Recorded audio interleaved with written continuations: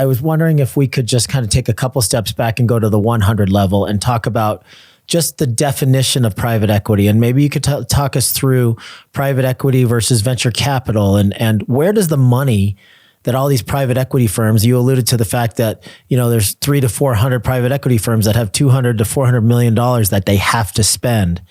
Where's this money coming from? How does private equity make money? How does it differ from venture? Sure. I'll start with the definition. I used to joke, I actually didn't know what private equity was before I went to business school.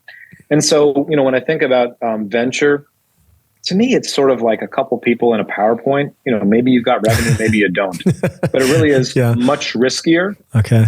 And frankly, venture capital firms make money because 1 out of 100 returns 50 times invested capital. Yeah. And, 3 out of 100, they return back 2 to 3 times invested capital. And then the other 94 businesses go bankrupt. Right. So, that's not a great hit rate.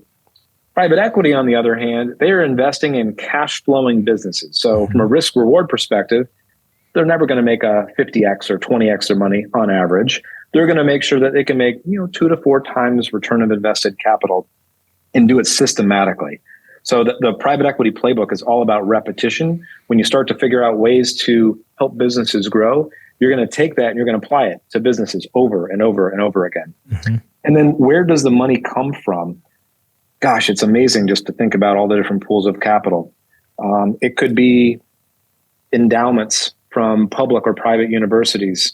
It can be high net worth or ultra high net worth family offices, right? Groups that sometimes they have to invest staggering amounts of money. There's a lot in Chicago where I live. Mm-hmm. We've had some conversations with the family that was the original family behind McDonnell Douglas and some other aerospace companies.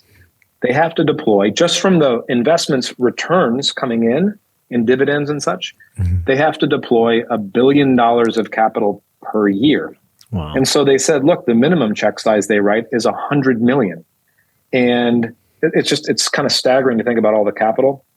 Increasingly, though, private equity, you can tap into these pools of capital truly on an international basis. So I remember at my time at Sterling, you think about all of the other pools of capital. I like to think like at the national level, right? You might have some really large organizations, but then go down to the state level. Maybe it's the Teachers Retirement System of Texas. And then you go down to the city level, Fort Worth Employee Retirement System. Each and every one of those has allocations to private equity. And, really why?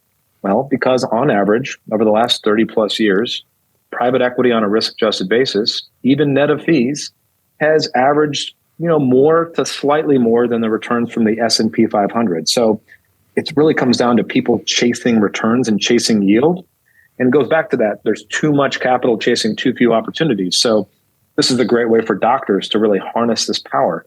Build something that's great, and you're going to have plenty of private equity pools of capital that want to invest in it. And maybe the last little bit to your question is, unfortunately, right, private equity, these are 10-year funds. So they have 10 years in which to invest and ultimately sell a business.